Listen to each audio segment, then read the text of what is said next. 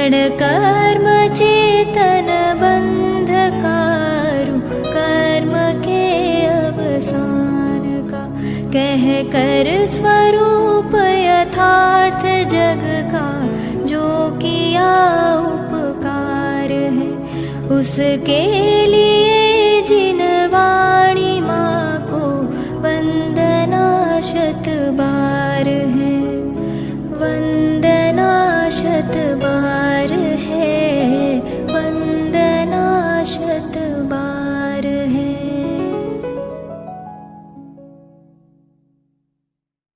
कुंद कुंदार्यो जैन धर्मोस्तु मंगलम, सर्व मंगल मांगल्यम सर्व कल्याणकारकम, प्रधानम सर्वधर्माणां जैनम जयतु शासनम। वंदितु सर्वसिद्धे भुवमचलमणोवमं गतिं पत्ते, वोच्छामि समय पाहुर नमो सुद केवली गणिदम्। नमः समय साराय स्वानुभूत्या चकासते, चित्स्वभावाय भावाय सर्वभावान्तराच्युते। अनंत धर्मणस्तत्त्वं पश्यन्ति प्रत्यगात्मनः, अनेकान्तमयी मूर्तिर्नित्यमेव प्रकाशतः।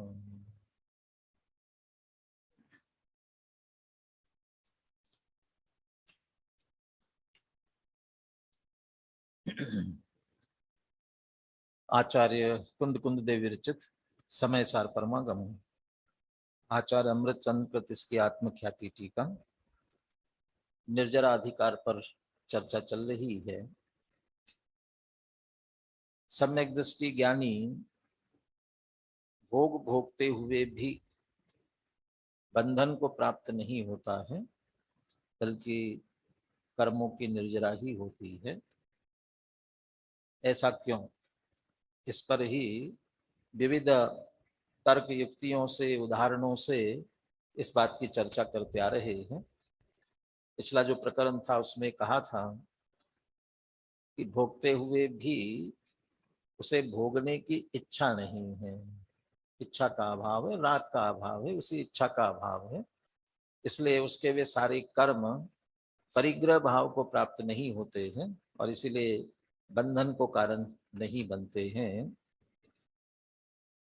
जो अभी प्रकरण अपना पूरा हुआ उसमें चर्चा आई थी, सबका अपना अपना स्वभाव रूप परिणमन होता है। जिसका जैसा स्वभाव होता है उस स्वभाव को बदला नहीं जा सकता। कोई पर द्रव्य बदलने में समर्थ नहीं होता है। हाँ, यदि वह स्वयं छोड़ दे तभी उसका अपना स्वभाव बदलता है। उदाहरण दिया है, जैसे शंख सफेद होता है और काली पीली मिट्टी खाता हो, लेकिन विविध वर्ण की मिट्टी खाते हुए भी अपनी सफेदी वह नहीं छोड़ता है। परंतु वही शंख मिट्टी खावे न खावे तो भी जब अपनी सफेदी छोड़ करके काले रूप से अपने आप ही कभी परिणमित हो जाता है। इसका अर्थ वे पर पदार्थ उसे सफेद से काले रूप में परिणमाने में समर्थ नहीं हुए, लेकिन उसने अपना सफेदीपना छोड़कर काले रूप से परिणमना उसका स्वयं का हुआ तो स्वयं परिणमित हुआ। ऐसे ही ज्ञानी सचित अचित मिश्र चाहे जितने परद्रव्यों को भोगे, गुरुदेव का उदाहरण अपन पूरा तो नहीं पढ़ेंगे, लेकिन उन्होंने राजा श्रेणी भरत चक्रवर्ती का उदाहरण दिया। भरत चक्रवर्ती चक्र रत्न की प्राप्ति के बाद 6 खंड विजय प्राप्त की, 96,000 रानियों से विवाह किया। यानी जो उनका वो ठाट बाट जितनी चर्चा करते हैं वह सभी चक्रवर्ती बनने के बाद का ठाट बाट है। और ये सारा 6 लाख पूर्व तक रहा, तो उसके बाद तो वे छोड़ करके मुनि ही बने। तब तक चक्रवर्ती रहे, तो अंतिम समझ लो उनके जीवन के अंतिम पड़ाव में 84 लाख पूर्व की आयु है, तो 6 लाख पूर्व तक अंतिम। तो 6 लाख पूर्व, तो 6 लाख, 6 वर्ष नहीं, 60 वर्ष नहीं, 600 वर्ष नहीं, 6000 नहीं, 60,000 नहीं, 6 लाख भी नहीं, यानी वर्षों की बात नहीं है, 6 लाख पूर्व है। यानी इतने वर्षों तक इतने सब संयोगों के बीच में रहे, और अकेला संयोगों के बीच में नहीं रहे, बल्कि भोगते रहे, उनका उपभोग करते रहे। इतना करते हुए भी वे सब मिलकर के भी उन्हें अज्ञान रूप परिणमित नहीं करा सके। तो कोई कहे कि वो तो क्षायिक सम्यक दृष्टि थे, इसलिए तो मिथ्यात्व होने का प्रश्न नहीं था। लेकिन अभी वो क्षायिक और उसको मत देखो, इस सम्यक दर्शन में भेद विज्ञान को देखो। वो ज्ञान और वो राग जो टूटा हुआ है, वैराग्य ज्ञान, 2 शब्द दिए ना, सम्यक दृष्टेर भवति नियतम ज्ञान वैराग्य शक्ति, दोनों ज्ञान और वैराग्य की शक्ति की बात की। इसके बल पर यदि वह क्षोपशम सम्यक दृष्टि होते तो भी, औपशमिक सम्यक तो अंतर्मूर्त का ही रहता है, इसलिए छूटता ही छूटता है, इसलिए उसकी बात नहीं है। और छूटता ही का अर्थ ये नहीं है कि वह मिथ्या दृष्टि ही हो जाए, ऐसा जरूरी नहीं है। औपशमिक से क्षोपशम में बन करके पुनः सम्यक दृष्टि बने रह सकते, बने रहते हैं कंटिन्यू। उनको भी, उन सम्यक दृष्टियों को भी ये पदार्थ अज्ञान रूप कराने में समर्थ, इनके कारण से अज्ञान रूप नहीं होते।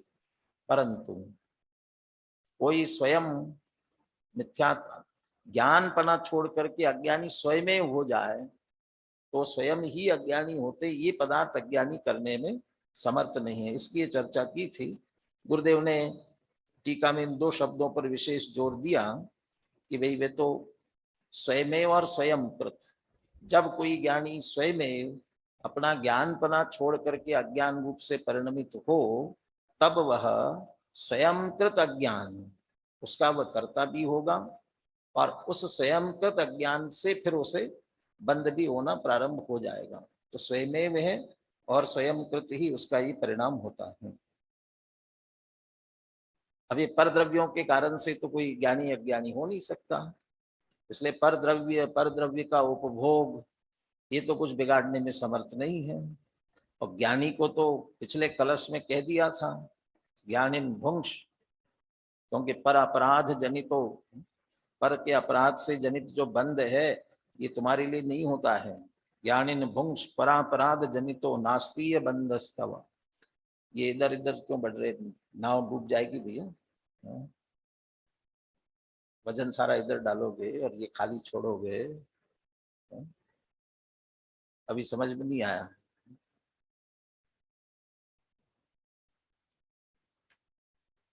अभी भी नहीं आई समझ में बात।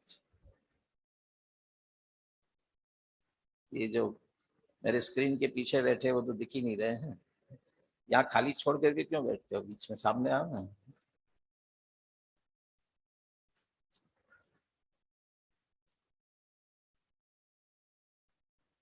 पर अपराध जनित बंध नहीं होता है, इसलिए भोगो। लेकिन भोगो कहने का अर्थ है कि वो ज्ञान और सामर्थ्य की महिमा ऐसी है जिसके कारण से उसे बंध नहीं होता है। अब इसका आधार लेकर के कोई यदि स्वच्छंदता का ग्रहण करे, उसके लिए अगली बात कहते हैं। अनुशीलन में लीजिए 268 पेज पर 151 नंबर का कलश। कलश के ऊपर उसकी उत्थानिका भूमिका।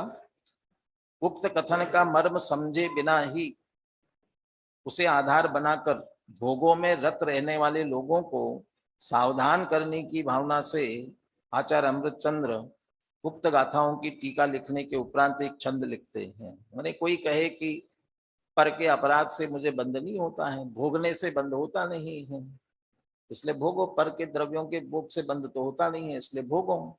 ऐसा सोचकर कोई भोगने में लगा हो उसे सावधान करते हैं। 151वां कलश पाठ करते हैं। ज्ञानिन कर्मण जातु कर्तुमुचितं किंचित् तथाप्युच्यते भुंक्षे हन्तन जातु मे यदि परम दुर्भोक्तये वासि भो बन्धस्यादुपभोगतो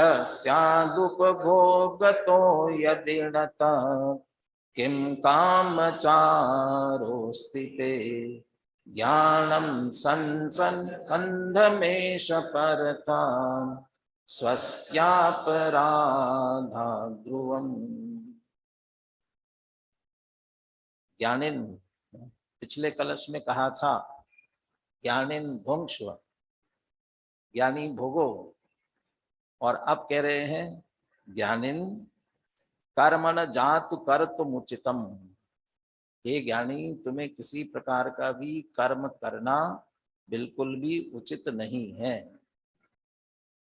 यानी तुम्हारे पर द्रव्यों के भोगने से बंद नहीं होता, ये तथ्य है, ये वस्तु स्वरूप है। एक द्रव्य दूसरे द्रव्य का कुछ नहीं करता है, लेकिन फिर भी तुम्हें कर्म करना उचित नहीं है। कर्म करने का अर्थ भोगना, उनको शुभाशुभ क्रियाएं करना, उसके फल को भोगना, ये उचित नहीं है।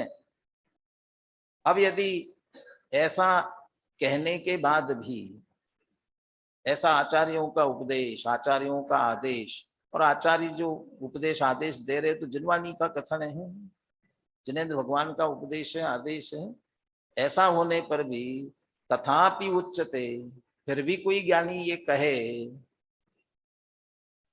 नीचे की पंक्ति, भुंक्षे हंत न जातु में यदि परम दुर्भक्त एवासी भूं। पहले इसमें से अर्थ निकालना है, मैं परम जातु न, मैं माने मेरा, परम, और जातु माने कभी भी, न माने नहीं है, पर मेरा नहीं है। ज्ञानी ने निर्णय किया, भेद विज्ञान कर लिया है, तो पर किंचित मात्र भी मेरा नहीं है, मेरा नहीं है। अब भुंक्षे, मैं भोगता हूं, मैं जानता हूं मेरा नहीं है, मेरा नहीं है। तो जब मेरा नहीं मैं जानता हूं, फिर मैं भोगूं तो उससे मुझे बंद क्यों होगा? इसलिए मुझे बंद नहीं होता, ऐसा समझ करके यदि वह भोग रहा है, यदि परम दुर्भुक्त एवासी भो, यदि ऐसा समझकर भी कि पर द्रव्य मेरा नहीं है, जातु में परम न, पर द्रव्य बिल्कुल कभी भी मेरा नहीं होता, भुंक्षे, फिर भी मैं भोगता हूं, चले हंत, खेद है, दुर्भुक्त एवासी भो, भो हे ज्ञानी, भो शब्द जो है संस्कृत में संबोधन कहते ना, संबोधन करने के लिए, हे ज्ञानी, तो तुम दुर्भुक्त ही हो।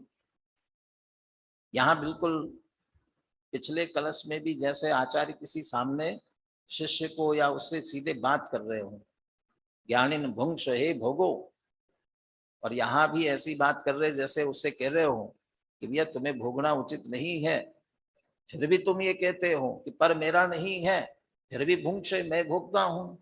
तो उसे कह रहे हैं अंत, खेद है कि दुर्भुक्त एवासी भो, भो तम दुर्भुक्त एवासी, फिर तो दुर्भुक्त हो। दुर्भुक्त हो माने खराब भोगने वाले हो, भोगने की कला तुमको नहीं आती है। अब दुर्भुक्त का अर्थ क्या है, ये अपन जयचंद जी छाबड़ा के भावार्थ के लिए थोड़ा संभाल के रखते, वहां पढ़ते, रिपीट होता है इसलिए मैं यहाँ नहीं अर्थ करता हूँ। बस यहाँ समझ लो कि उसे कह रहे कि तुम दुर्भुक्त हो, पर मेरा नहीं है, और फिर भी उसे भोगते हो, तो मैं भोगता हूँ कहते हो, तो दुर्भुक्त हूँ। बंधस्यात् उपभोग तो यदि न, तो तुम ये समझते हो, क्योंकि पीछे से सारी बात करते आ रहे हैं, ज्ञानी को भोग भोगते हुए बंद नहीं हो रहा है, इसलिए तुम ये समझते हो उपभोग तहा बंद न स्यात्, उपभोग के कारण से बंद नहीं होता है, ये जानते हो, फिर भी तुम भोगने में लगे हो। तो तत्किम कामचारो स्थिते, तो फिर क्या तुम्हें उसकी कामना है? कामचार का अर्थ कर रहे हैं इच्छा वाले हो, कामना माने वो कामना वाले तुम हो क्या? तुम्हें माने कामना हो रही है, तुम्हें इच्छा हो रही है भोगने की। भोगने से बंद नहीं होता है ये जानते हुए तुम्हें यदि भोगने की इच्छा हो रही है, यदि कामचारो अस्ति ते यदि कामचारा अस्ति, तुम यदि भोगने की इच्छा वाले हो तो कहते हैं मत करो, इच्छा मत करो, भोगो मत। करो क्या? ज्ञानम सन वश। तुम तो सम्यक दृष्टि ज्ञानी हो ना, ज्ञाता दृष्टा हो, और अभी तक यही चर्चा करते आ रहे हैं। राग का अभाव है, यदि भोगने का परिणाम हो रहा है, राग आ रहा है जितना भी, उस राग के प्रति भी राग नहीं है। जो होते हुए उस भोग को और भोगने के भाव को तुम ज्ञाता दृष्टा भाव से जानने वाले हो। इसलिए ज्ञानन सन वस, तुम तो ज्ञान रूप होते हुए बस रहो, ज्ञान रूप होकर के रहो। और यदि ऐसा न होकर के भोगने की इच्छा करोगे, बंधम एशी अपरथा, अपरथा अन्यथा, नहीं तो तुम निश्चित रूप से बंधम एशी, फिर तो बंध को प्राप्त होगे। अभी तक तो कह रहे थे ज्ञानी को बंध नहीं होता है, लेकिन अभी तुम्हें भोगने की इच्छा हुई, और इच्छा हुई माने राग हुआ, इच्छा परिग्रह, पीछे पुनः पुनः कहते आए हैं, तो फिर तो परिग्रह पने को प्राप्त हुआ। परिग्रह पने को प्राप्त हुआ तो बंधम एशी, फिर तो तुम निश्चित रूप से बंधन को प्राप्त होगे। किसके कारण से? अभी तो सिद्धांत देते आए कि पर द्रव्यों को भोगने से बंध नहीं होता है, अब फिर आप कह रहे कि भोगोगे तो बंध को प्राप्त हो जाओगे। केवल उस भोगने से बंधन को प्राप्त नहीं होगे, बल्कि स्वस्य अपराधात् ध्रुवम, अपने अपराध से बंधन को प्राप्त होगे। क्या अपराध किया? मेरा नहीं है फिर भी मैं भोगता हूं। नहीं, भोगने से बंध नहीं होता है, फिर भी तुम्हें भोगने की इच्छा क्यों हो रही है, उसके प्रति राग क्यों आ रहा है? और ये जो तुम्हारे अंदर भोगने की इच्छा हुई है, ये राग हुआ है, ये तुम्हारा अपराध है, तुमने किया है। वो पर द्रव्यों के भोग से बंध नहीं होगा, ये तुम्हारा स्वयं स्वस्य अपराधात्, अपने अपराध से ध्रुवम बंधमेशी, निश्चित रूप से बंधन को प्राप्त हो गई। ये ध्रुवम शब्द लिया ना, अमृतचंद्र आचार्य ने पुरुषार्थ सिद्धिपाय में भी लिया, वो तो अयत्नाचार के संदर्भ में लिया, अध्यवसान भावों के संदर्भ में भी कहते हैं। यानी यदि मैं पर को मारूं, मारने का भाव करूं और मार न सकूं, या अयत्नाचार प्रवृत्ति करूं, सावधानी पूर्वक क्रिया न करूं, ऐसा करते समय कदाचित जीव का घात न हो तो भी, श्लोक पूरा किसी को याद आए तो बोलना, धावत त्यग्रे ध्रुवम हिंसा म्रियताम जीवो मावा धावत त्यग्रे ध्रुवम हिंसा।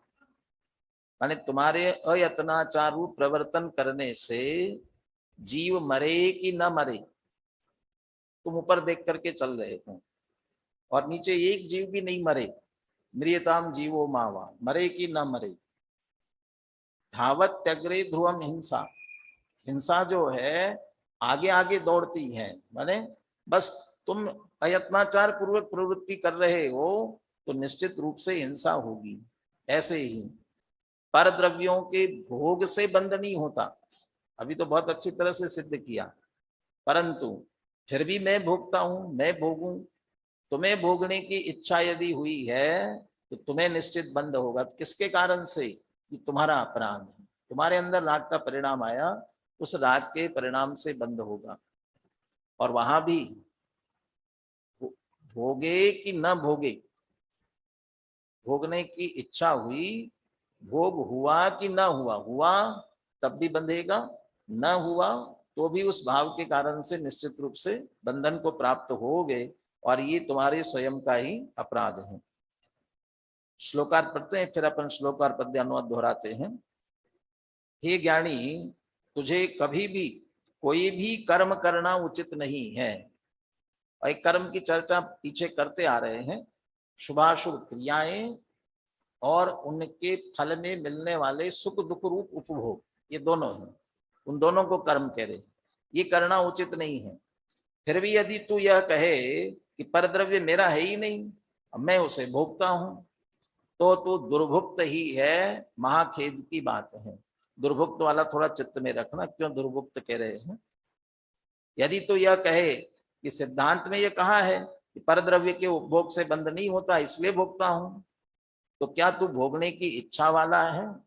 कामचारा अस्ति, इच्छा है तुम्हें? अरे भाई, तू ज्ञान रूप होकर शुद्ध स्वरूप में निवास कर। ये बिल्कुल छोटा सा आदेश है, ये असली आदेश है। ज्ञानम सन वस, ज्ञानम सन वस, ज्ञान रूप होकर के रहो। मैं सहज ज्ञाता दृष्टा हूं, ऐसा ज्ञाता इसको कहते हैं कि शुद्ध स्वरूप में निवास कर। अन्यथा यदि भोगने की इच्छा करेगा, भोगने की इच्छा करेगा, इसको कह रहे अज्ञान रूप परिणमित होगा। तो भोगने की इच्छा करने से अज्ञान हो गया।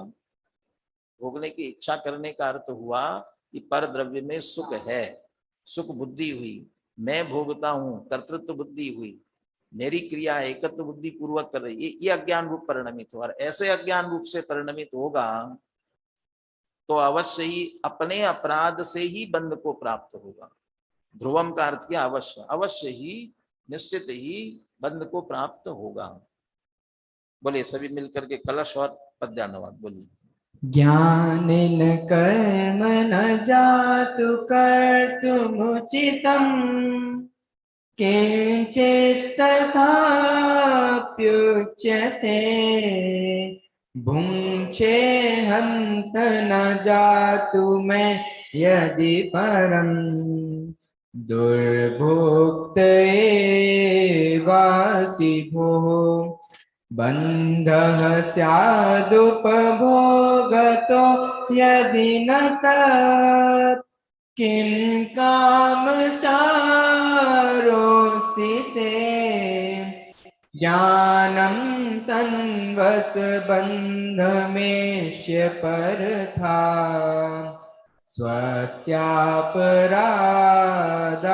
ध्रुवम् कर्म करना ज्ञानियों को उचित हो सकता नहीं, फिर भी भोगा सक्त जो दुर्भोक्त ही वे जानिए हो भोगने से बंधना पर भोगने के भाव से तो बंध है बस इसलिए निज आत्मा में रत रहो।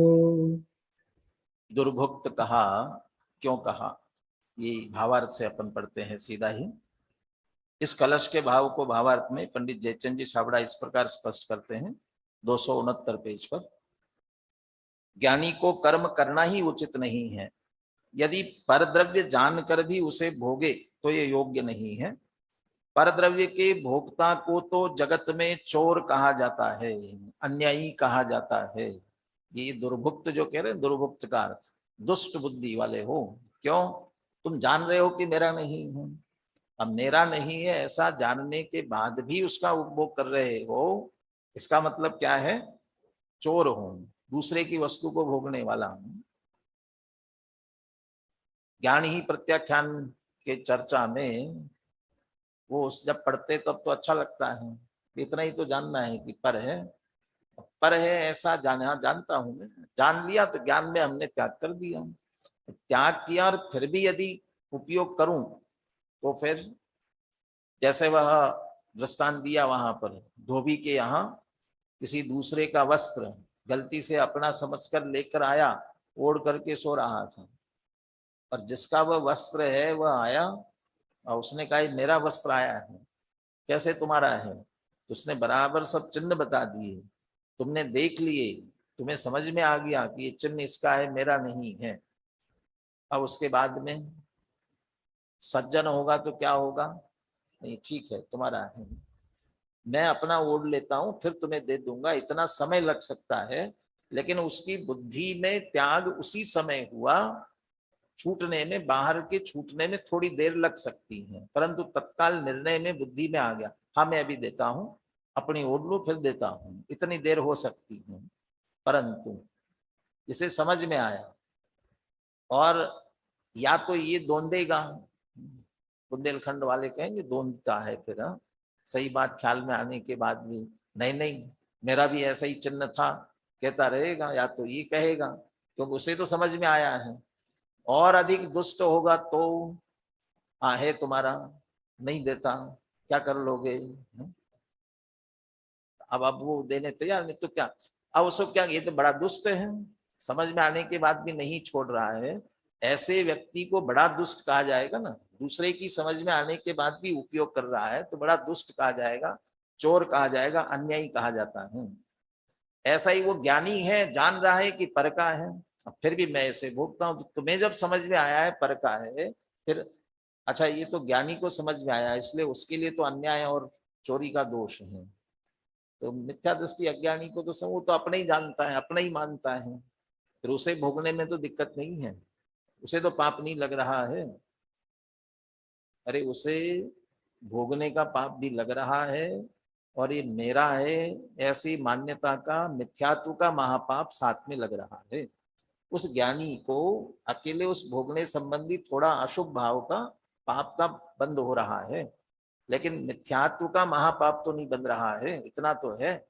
अब वो ज्ञानी से ये कह रहे हैं तुम ये जानकर और फिर ये कहते हो इसलिए मैं भोगता हूं, तब तुम्हारी नियत पर शक हो रहा है। नियत पर माने तुम्हारी श्रद्धा पर शक हो रहा है, मेरा नहीं जानते हो फिर भी भोगते हो। जयचंद जी छाबड़ा चोर क्यों कह रहे हैं? बनारसी दास जी ने जब 7 व्यसनों का भाव परक अर्थ किया ना, तब चोरी व्यसन का क्या लक्षण दिया? प्यार सो पराई सोंझ गहवे की चाह चोरी है, ठीक है ना। प्यार सो पराई सोंझ गहवे की चाह चोरी, यानी दूसरे की वस्तु को ग्रहण करने का भाव, ग्रहण करे कि ना करे, ग्रहण करने का भाव आया तो भी चोरी हो गई वहां। मिथ्यात्व में 7 व्यसन एक साथ घटित होते हैं, मिथ्यात्व में, मिथ्यात्व के परिणाम में। तो यदि ये भोगने की इच्छा कर रहा है तो उसे कह रहे हैं पर द्रव्य के भोक्ता को जगत में चोर कहा जाता है, अन्यायी कहा जाता है। और जो उपभोग से बंद, ये बात हो गई पूरी, और उसी अपेक्षा से दुर्भुक्त कहा, दुर्भुक्त माने अन्याय पूर्वक चोरी पूर्वक भोगने वाला है, इसलिए दुर्भुक्त कह रहे हैं। और जो उपभोग से बंद नहीं कहा सो तो ज्ञानी के इच्छा बिना ही पर की जबरदस्ती से उदय में आए हुए को भोगता है, वहां उसे बंद नहीं कहा।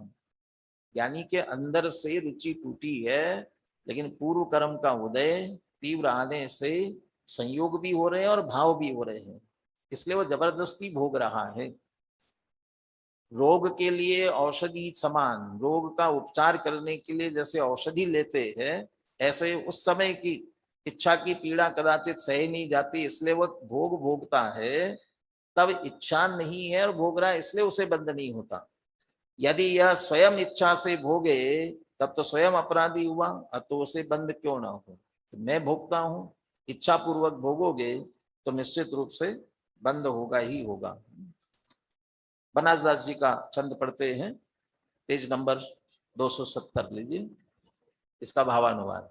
जो लो ज्ञान को उदोत तोलो नहीं बंद होत, बरते मिथ्यात तब नाना बंध हो ही है।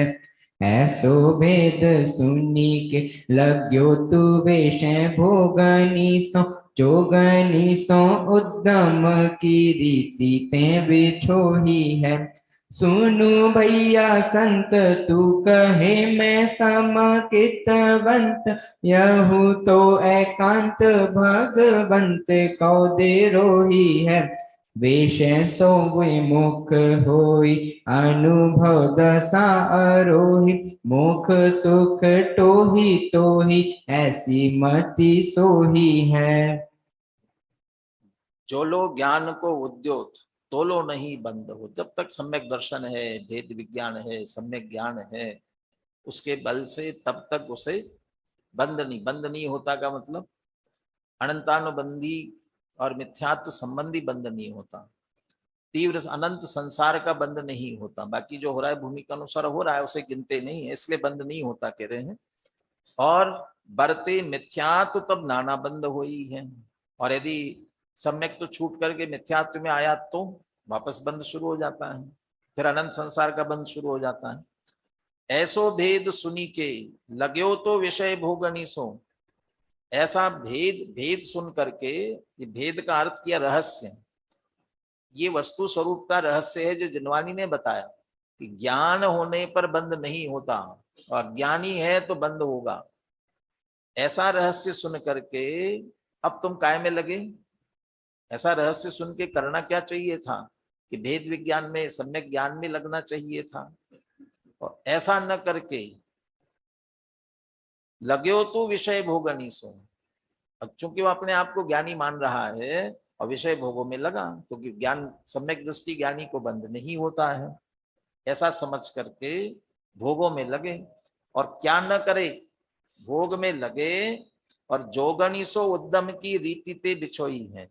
योग का अर्थ किया संयम इत्यादि से, व्रत तप संयम इत्यादि के प्रति उद्यम होना चाहिए। उस उद्यम से तो तुम बिछो कर रहे हो, छोड़ रहे हो, अरे वो छोड़ा, संयम छोड़ा और विषय भोगों में लग रहे हो। और क्यों लग रहे हो? ज्ञानी को बंध नहीं होता है। तो ज्ञानी हो तो तुम्हें अब इनसे छूट करके संयम में लगना चाहिए था, उसके बजाय उल्टो तुम विषय भोगों में लग रहे हो। उसे कहते हैं सुनो भैया संत, तू कहे मैं समकितवंत। संत ज्ञानी उनसे कहते हैं ऐसे से, भैया सुनो, तुम अपने आप को सम्यकवंत कहते हो और फिर भी भोगने की इच्छा करते हो, भोगों में लगे हुए हो। ऐसा करना यह तो एकांत भगवंत को दिरोही है। ये एकांत, तो अपने आप को सम्यक दृष्टि मान करके और भोगों में लगना चाहते हो और उससे बंद नहीं होता है, ऐसा कह करके जिनवाणी का आधार लेकर के, भगवान का आधार लेकर के, तो भगवान की बात समझने वाले नहीं हो। वस्तु स्वरूप में और जिनवाणी में ये कथन किया, ज्ञान क्रिया परस्पर तीव्र मैत्री, ज्ञान क्रिया ने परस्पर तीव्र मैत्री। अंत में आता है उपाय उपेय अधिकार में, ज्ञान ने और क्रिया ने, इनमें परस्पर में तीव्र मैत्री है। चरणानुसारी द्रव्यम, द्रव्यानुसारी चरणम, ये दोनों एक दूसरे के सापेक्ष है। जैसा जैसा द्रव्य का आश्रय आता है वैसा वैसा चारित्र बढ़ता है, चारित्र की वृद्धि होती वैसे वैसे द्रव्य का आश्रय प्रद्रव्यों के विषयों से छूटता है। और तुम ज्ञानी हो और फिर विषय भोगों में लगे हो, इसका मतलब तुमने वस्तु स्वरूप को नहीं जाना। निश्चय व्यवहार की यथावत संधि होना चाहिए थी, लेकिन संधि नहीं तुम्हारे में। तुमने वो भूमिका अनुसार होने वाले व्यवहार को छोड़ करके एकांत पकड़ लिया, निश्चयाभास, निश्चयाभास का एकांत पकड़ा, इसलिए एकांत हुआ। ये भगवंत का द्रोह है, क्योंकि भगवान कह रहे और भगवान की बात को न मान करके उससे विपरीत है, इसलिए भगवंत को द्रोही है। विषय सो विमुख होई अनुभव दशा आरोही, होना क्या चाहिए? विषयों से विमुख होते हुए और आत्मानुभव की दशा पर चढ़ते जाना चाहिए। मोक्ष सुख टोही, और मोक्ष सुख को खोजना चाहिए, उसके माध्यम से मोक्ष सुख की ओर जाना चाहिए। तो ही ऐसी मति सोई है। यदि सम्यक दृष्टि हो तुम्हें ये बुद्धि शोभा देती है, ये कार्य शोभा देता है, न कि उधर से विमुख होकर के पांच इंद्रिय विषय भोगों में आगे लगे, ये ठीक नहीं है। इस तरह ये चर्चा यहाँ पूरी हुई। अब 152वां कलश, आगे की गाथाओं का सूचक ये कलश काव्य है। अब यहाँ ये चर्चा कर रहे हैं फल की। अब ये बात आई ना, काम चारो स्थित, यदि इच्छा करोगे तो बंधन को प्राप्त होगे। तो जो फल की इच्छा से काम करता है उसे बंध होता है, और फल की इच्छा के बिना काम करता है उसे बंध नहीं होता। ये उदाहरण सहित आगे कहने वाले हैं।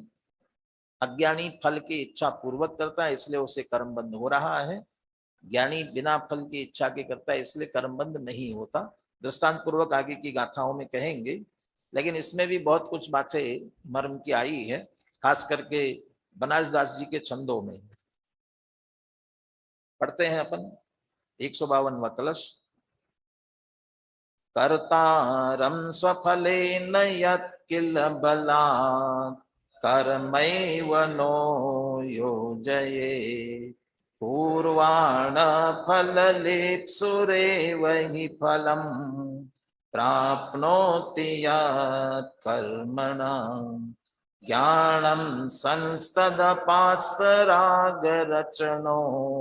नो बध्यते कर्मणा पूर्वाणोऽपि हि कर्म तत्फलपरि त्यागैकशीलो मुनि।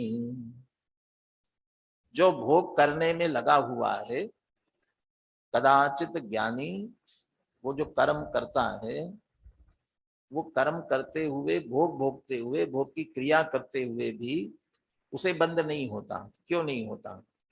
अभी बीच में चर्चा ये भी आई कि यदि ऐसा करते करते मैं भोगता हूं और उसे इच्छा होगी तो फल के साथ वो जुड़ गया, उसके फल की चाहना की, इच्छा की। सबसे पहले यहाँ ये कह रहे हैं, वो क्रिया कर रहे हो तब करने वाले कर्ता को वो होने वाली क्रिया या कर्म अपने फल से जबरदस्ती नहीं जोड़ती है। माने तुम उस फल को चाहो, ये जबरदस्ती नहीं है। कर्तारम स्वफलेन यत् किल बलात् कर्मैव नो योजयेत्। कर्म कर्तारम, कर्म कर्ता को फलेन, स्वफलेन, उस कार्य का जो फल है, फल माने उसको चाहना, उसकी इच्छा, उसको चाहे, ये बलात् न योजयेत्। वो क्रिया, वो कार्य अपने फल से जबरदस्ती उसे नहीं जोड़ती है, बल्कि बंद किसे होता है? पूर्वाण फल लिप्सुरेव हि फलम प्राप्नोति यत् कर्मणः। करते हुए उसके फल को कौन प्राप्त करता है? पूर्वाण, करते हुए फल लिप्सुरेव हि फलम प्राप्नोति कर्मणः। उस कर्म के फल को फल की इच्छा वाला प्राप्त करता है, जिसे फल की इच्छा नहीं है वो प्राप्त नहीं करता। छोटे बच्चों को खास करके माँ जबरदस्ती खाना खिलाती है, उस समय उनको इच्छा नहीं होती है, लेकिन खाना है, तुम्हें खाना पड़ेगा, दूध पीना पड़ेगा। अब जबरदस्ती पिला रही है ना, तो वो पीता है, लेकिन उसको पी करके जो आनंद आना चाहिए, उस आनंद, उसका जो फल, वो उससे जोड़ नहीं पाती है। एक आनंद आना उससे नहीं जोड़ पाती है, और साथ में जो पोषण मिलना चाहिए उससे भी नहीं जोड़ पाती। इच्छा पूर्वक पिए, रुचि पूर्वक पिए तो शरीर का भी पोषण हो सकता है, वो भी फल नहीं मिलता। और उसी समय जो आनंद आना चाहिए, और उसी जगह भूख लगी हो और फिर इच्छा पूर्वक खावे, तब मजा लेकर के भी खाता है, तो उसको खाने का मजा भी आता है, और साथ में वो शरीर को भी उसको पुष्ट करता है। ये फल, तो फल लिप्सुरेवै, जो फल की इच्छा पूर्वक, अर्थात उसमें रुचि पूर्वक, आसक्ति पूर्वक, वृद्धता पूर्वक यदि ले रहा है तो उसको फल मिलता है। तो पूर्वाण फल लिप्सुरेवि फलम प्राप्नोति यत् कर्मणः। और इसके उल्टा, जो इच्छा के बिना कर रहा है उसे वो कर्म नहीं बांध सकता है। ज्ञानम सन तद अपास्त राग रचनो न बध्यते कर्मणा। लेकिन जो ज्ञान रूप होकर के रहा है, ज्ञानन सन, ज्ञान रूप होकर के रह रहा है, और तद अपास्त राग रचना, और उसके प्रति राग करने की इच्छा, फल की इच्छा, ये राग रचना को जिसने अपास्त किया है, नष्ट कर दिया है, नो बध्यते कर्मणा, वो कर्म से नहीं बन सकता। कब नहीं बनता? पूर्वाणोपि ही कर्म, यदि कर्म कर रहा हो, माने भोग भोग रहा हो, तब भी कर्म से नहीं बनता। खास करके कौन? तत्फल परित्यागैकशीलो मुनि, उसके फल के त्याग के स्वभाव वाला मुनि। तो ये तो मुनिराज की बात है, जो 28 मूल गुणों का पालन करते हैं, 5 इंद्रिय विजय उनके होता है, पंचेंद्रिय जय 28 मूल गुणों में ये भी शामिल होता है। उनकी बात है कि नहीं, उनकी बात नहीं है अकेले। कलश टीकाकार मुनि शब्द का अर्थ अकेला मुनि नहीं लेते हैं, शुद्ध स्वरूप का अनुभव करने वाले सम्यक दृष्टि सभी ज्ञानी, वे सभी त्यागैकशीलो, वो राग रस वर्जनशीला। पीछे कलशों में आया, ज्ञानी राग रस वर्जनशीला, उसे राग का रस नहीं है, तो राग का रस नहीं है, इसलिए उसे बंद नहीं होता, इसलिए फल की इच्छा वह नहीं करता। तो क्यों भोग रहा है? आया पुराना उदय आया है, उदय आया है तो भोग नहीं पड़ा है, इसलिए वह भुगतता है। 3 बातें यहां मुख्य रूप से कही। पहली बात, कोई भी कर्म अपने फल से जबरदस्ती नहीं जोड़ता, तुम्हें इच्छा करना ही पड़ेगी, तो वो जरूरी नहीं है। बहुत सारे बिना इच्छा पूर्वक दुनिया में बहुत सारे काम होते करते ही हैं, और अपने फल से जोड़े जरूरी नहीं। और जो फल पूर्वक जुड़ेगा उसे ही उसका फल मिल सकता है।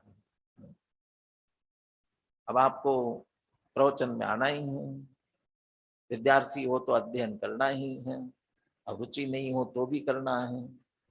अब बिना रुचि के करोगे तो फल नहीं मिलेगा। तो क्या फल नहीं मिलेगा? दोनों फल नहीं मिलेंगे, आनंद नहीं आएगा, और जो ज्ञानी विद्वान बनना चाहिए वो भी नहीं बनोगे। दादा तो पुनः पुनः कहते हैं ना, जिसको अध्ययन में आनंद आएगा वही विद्वान बन सकता है। तो आनंद आए, उस समय आनंद आवे तो उसका फल भी मिलेगा। तो तत्काल भी आनंद आया तो बाद में फल मिला। लेकिन आप पढ़ रहे हो, कक्षा में आकर बैठे हो, प्रवचन में आकर के बैठे हो, इसलिए फल मिल ही जाएगा। तो ये क्रिया आपको जबरदस्ती उस फल से नहीं जोड़ती है। किसे मिलेगा? फल लिप्सु रहेगा, उसकी इच्छा पूर्वक रुचि पूर्वक करेगा। तो ऐसे ही 5 इंद्रिय विषय भोग या कोई भी क्रिया करते समय वो क्रिया आपको उसके फल से जोड़ेगी। मुझे जोड़ो, आगे तो बहुत सारी गाथाएं सर्वशुद्ध ज्ञान अधिकार में आई हैं।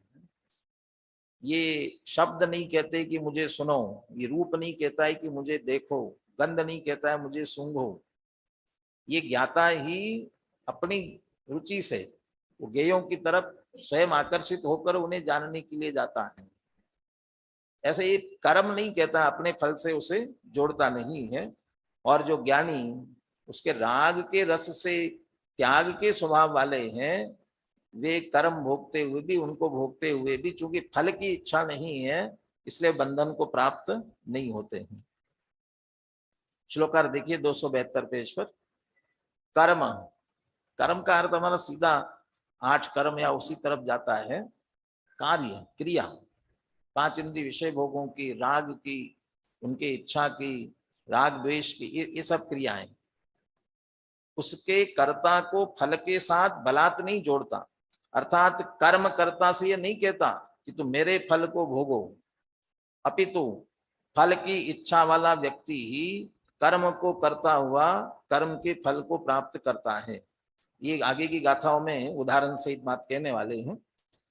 कर्म के प्रति राग नहीं रखने वाले और ज्ञान रूप रहने वाले, यदि कलश में शब्द जोड़ना चाहे ना, तो सबसे अंतिम शब्द लेते हुए तत्फल परित्यागैक शीलो और ज्ञानम सन, फल के परित्याग के स्वभाव वाले, ज्ञानम सन, ज्ञान रूप रहने वाले, ऐसे जो मुनि हैं, रहने वाले मुनिराज, कर्म फल के त्याग रूप स्वभाव वाले होने से कर्म करते हुए भी कर्म से नहीं बंधते।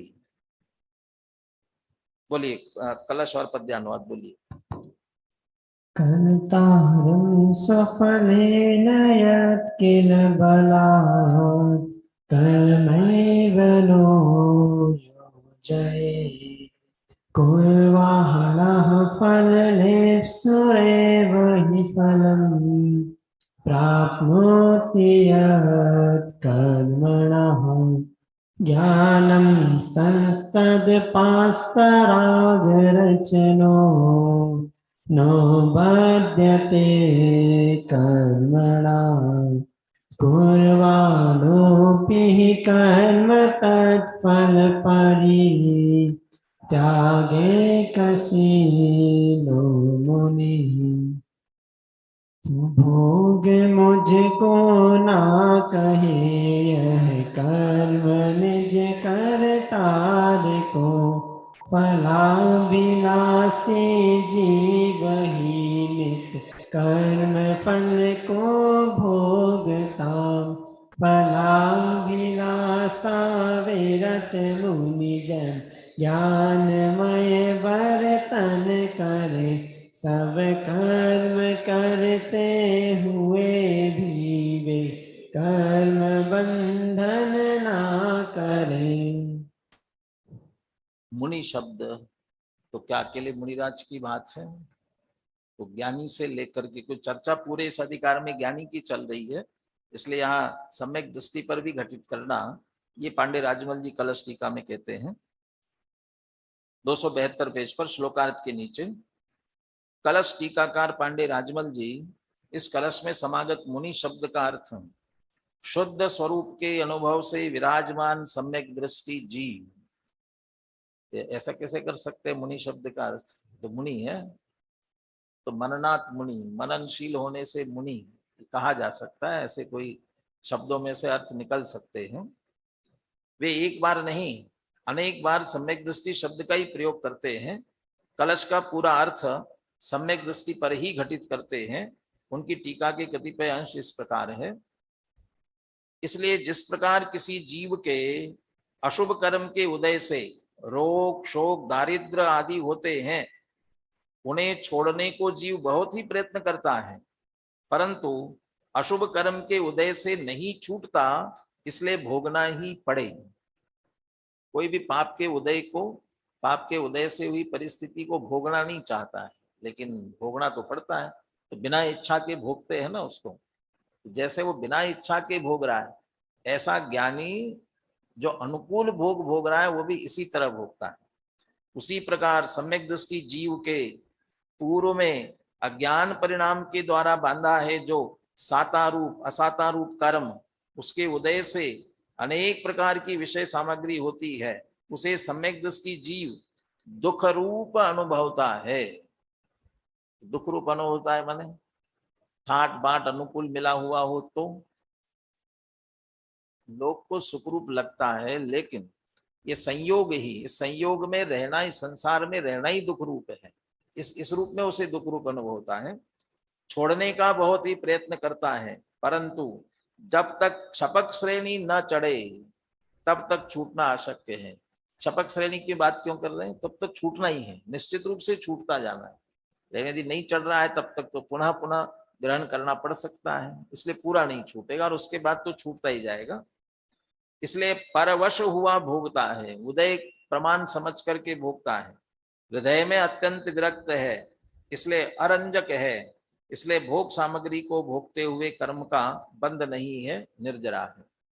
भावार्थ इस प्रकार है कि जो क्रिया को नहीं करता उसको क्रिया के फल की प्राप्ति नहीं होती। जो पढ़ेगा नहीं, अध्ययन नहीं करेगा, तो उसे उस ज्ञान की प्राप्ति नहीं होगी और परीक्षा में उत्तीर्णता भी नहीं मिलेगी। क्रिया नहीं करेगा तो उसका फल भी नहीं मिलेगा। उसी प्रकार सम्यक दृष्टि जीव को बंद नहीं होता, निर्जरा होती है। लेकिन वो तो भोग रहा है ना, क्रिया तो कर रहा है, तो पर की क्रिया से बंद नहीं होता, इच्छा पूर्वक करने से होता है। इच्छा नहीं कर रहा है इसलिए बंद नहीं, इसलिए क्रिया नहीं की ज्ञानी ने। कारण कि सम्यक दृष्टि जीव भोग सामग्री क्रिया का कर्ता नहीं है, इसलिए क्रिया का फल नहीं है, कर्म का बंध वह तो सम्यक दृष्टि के नहीं है।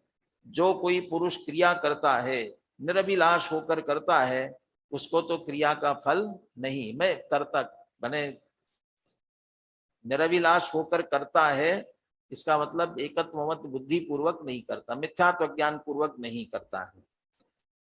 बनासदास जी ने इसे 4 छंदों में लिखा है, लेकिन एक बड़ा छंद न लिखते हुए तो या तो एक बड़ा सवैया लिखते हैं, उसकी जगह 4 अलग अलग छंदों में लिखा है। पढ़ते हैं इनको भी जल्दी से। बोलिए, एक एक छंद लीजिए। ज्ञान कला जिन के घट जागी, ते जग माहि सहज वैरागी। ज्ञानी मगन विषय सुख माहि, यह विपरीत संभवे नाही। इस अधिकार में एक छंद, इस अधिकार में प्रारंभ से जिन 2 विशेषताओं की बात कर रहे हैं, ज्ञान और वैराग्य, उन्हीं की बात कर रहे हैं। जिन्हें भेद विज्ञान, ज्ञान कला जिनके घट जागी, सम्यक ज्ञान प्रकट हुआ है, और उसके साथ अनंतानुबंधी संबंधी राग गया है। ते जग माही सहज वैरागी, ज्ञानी मगन विषय सुख माही। और सम्यक दृष्टि ज्ञानी है, 5 इंद्रिय विषय भोग भोगता दिख रहा है लेकिन मग्न नहीं, माने सुख बुद्धि पूर्वक नहीं भोगता।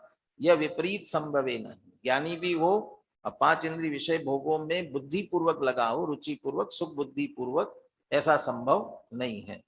यदि विषयों में रुचि पूर्वक लगा है तो ज्ञानी नहीं है, और ज्ञानी है तो विषयों में रुचि नहीं है। बोलिए अगला दोहा।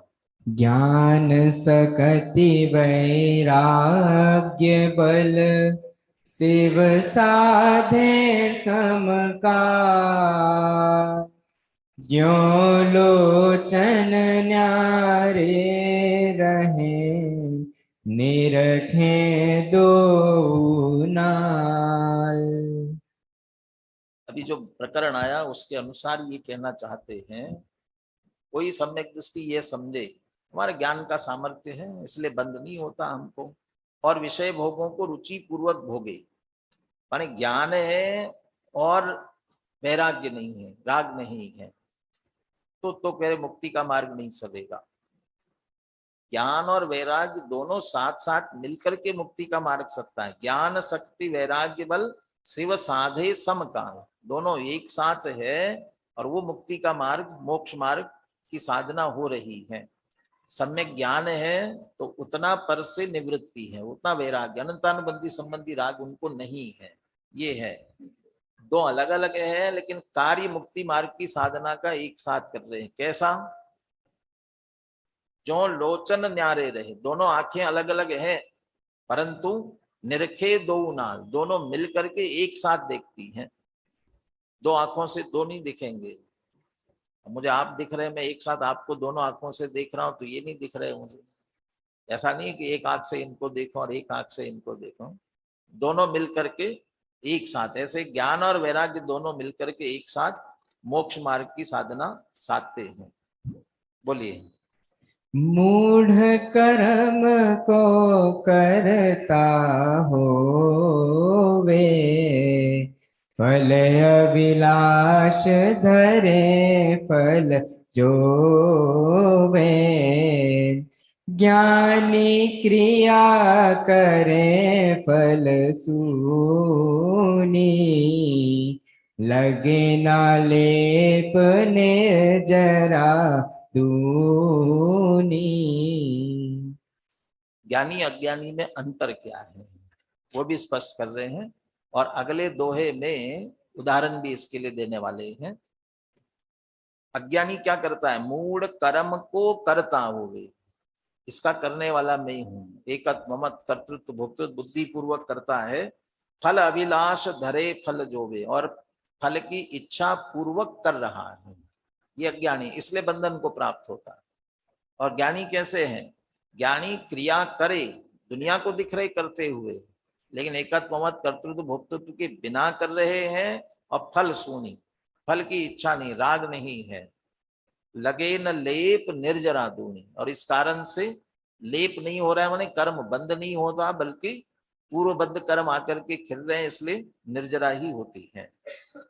बोले अंतिम दोहा बोलिए। बंधे कर्म सो मूढ़ ज्यों, पाट कीट तन पैम। खुले कर्म सो सम कीति, गोरख धंधा जेम। पाट कीट तन पेम और गोरख धंधा, ये दो तरह के कीड़ों की बात की है। एक रेशम का कीड़ा है, पाट कीट जो कहा ना, ये रेशम का कीड़ा है, और दूसरा गोरख धंधा, ये दूसरा कीड़ा ऐसा है, पता नहीं कौन सा है, कीट विशेष कहना पड़ेगा, कोई विशेष कीड़ा।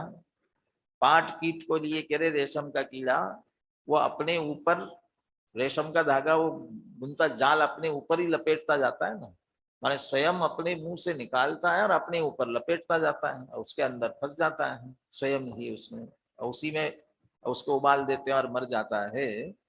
तो ऐसा ही ज्ञानी अपने ही अपराध से मूढ़, बंधे कर्म सो मूढ़, जो अज्ञानी कर्म से बंधता है। जैसे रेशम का कीड़ा अपने ही निकलने वाले रेशम के धागे से उसमें उलझ जाता है, और गोरख धंधा वाला जो कीड़ा है वो कदाचित हो रहा हो तो भी काट करके स्वयं बाहर निकल जाता है, माने उससे उलझता नहीं है, बाहर निकलता है। ऐसे ज्ञानी के भी कर्म हो रहे हैं उसे भी, लेकिन वो उनमें उलझता नहीं है, उसे भेद विज्ञान के माध्यम से, वैराग्य के माध्यम से उसे काट करके उसे निकल जाता है, इसलिए उसे बंद नहीं होता है बल्कि निर्जरा ही होती है। अंतिम प्रश्न पढ़ करके चर्चा पूरी करेंगे ताकि ये पूर्ण हो और कल अपन अगले गाथाओं की तरफ बढ़े। 275 पेज पर क्या प्रश्न है? कलश में शब्द कोई है और आप अर्थ कोई कर रहे हो, तो यह ठीक है क्या ऐसा करना? यहाँ एक प्रश्न संभव है कि कलश टीकाकरण या मुनि शब्द का अर्थ जो सम्यक दृष्टि किया है, क्या वह अनुचित नहीं है?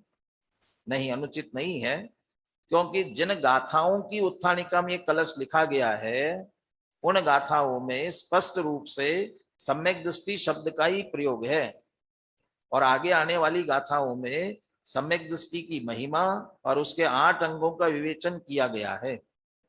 इससे प्रतीत होता है कि मुनि शब्द से सम्यक दृष्टि अपेक्षित है, अतः यहाँ किसी भी प्रकार की आशंका करना उचित नहीं है। तो शब्दों के अर्थ प्रकरण के अनुसार किए जाते हैं, आगे सम्यक दृष्टि की सभी चर्चा है। एक बात यह भी तो है कि चतुर्थ गुणस्थान से लेकर सिद्ध भगवान तक सभी सम्यक दृष्टि ही तो है। ऐसा है कि मुनि सम्यक दृष्टि नहीं है क्या? मुनि भी सम्यक दृष्टि है, अतः सम्यक दृष्टियों में मुनिराज भी आ ही जाते हैं। इस प्रकार इस कलश में ही कहा गया है कि भोग रूप कर्म तो कर्ता आत्मा से यह नहीं कहते कि तुम हमें भोगो, किंतु भोगों की वांछा वाला अज्ञानी जीव स्वयं उनसे जुड़कर उन्हें भोगता है तो कर्म बंधन को प्राप्त होता है। किंतु सम्यक दृष्टि ज्ञानी मुनि, यहाँ एक साथ सब शब्द जोड़ दिए, सम्यक दृष्टि ज्ञानी मुनि सबको ले लिया। कर्म फल की वांछा से रहित होने के कारण, ज्ञान रूप रहने के कारण भोग रूप कर्म में प्रवर्तित होते हुए भी कर्म बंधन को प्राप्त नहीं होते।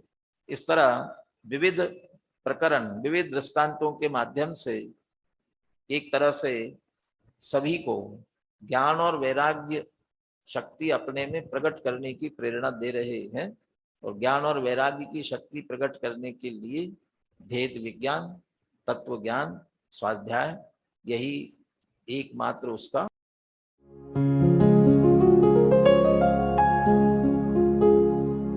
निज निधि निज में बताए यह अनंत उपकार है, उसके लिए जिन वाणी माँ को वंदना शत बार है, वंदना शत बार है, वंदना शत बार है।